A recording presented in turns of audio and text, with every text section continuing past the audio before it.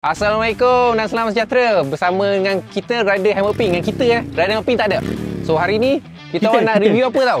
Sebab kita orang nampak benda yang dahsyat masa VIPM ni. Kita orang nampak boat ni, nama dia Siling. Dia boleh jalan atas darat. Kita orang first ingat tayar tu untuk nak towing nak apa, memang boleh drive, memang boleh bawa kita ni. Masa kita orang atas boat tu, kita nampak ada pusing steering pusing steering ke kanan tayar depan dia ke kanan. So jom kita pergi lagi dekat, kita tengok detail. Okay, so dengan kebenaran anggota APM, kita dapat panjat atas boat ni. So sekarang saya nak cari yang orang yang mengendalikan boat ni, tapi dia nasib lagi. Saya Sarjan Izhab, Kata Tanawan Daerah Kuala. Sarjan, kita masa first kita orang sampai, boat ni kita orang sangat-sangat terpegun sebabkan dia ada roda depan, betul dia ada roda belakang. Ini adalah FPV boat Silik 7.1. Okey, boat ni dia boleh kendalikan dua situasi lah, di dalam air dan juga di darat lah. So kalau contohnya banjir, biasanya kita akan berlekuk. Kadang ada air, kawasan kampung dia ada kawasan tinggi.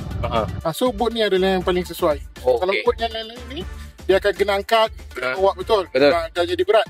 So boat ni adalah boat yang sama, mana kita lalui air dan juga di darat. Kalau di darat saja, berapa laju dan berapa jauh dia boleh pergi? Okey, untuk di darat kelajuan dia 10 hingga ke 30 saja per kilometer. Kalau contoh di air, dia boleh pergi 54 knot. Dia bukan kilometer, di air kita panggil knot lah. Dia ada sebanyak 27, yang terbanyak di Malaysia. Ada tak orang tahan kau tegur, "Woi bang, ni boat macam mana bang atas jalan?" Betul, memang ada menarik perhatian lah. Setiap kali kita datang mandi, orang akan tanya, ni boat apa, ni boat apa. Kalau dia dekat darat, adakah dia gunakan enjin boat ni juga untuk nak pusingkan tayar tu? Untuk enjin, kita ada dua jenis. Satu enjin Honda yang berada di dalam ni. Itu untuk darat. Dan juga untuk di air, kita gunakan Yamaha 150 horsepower.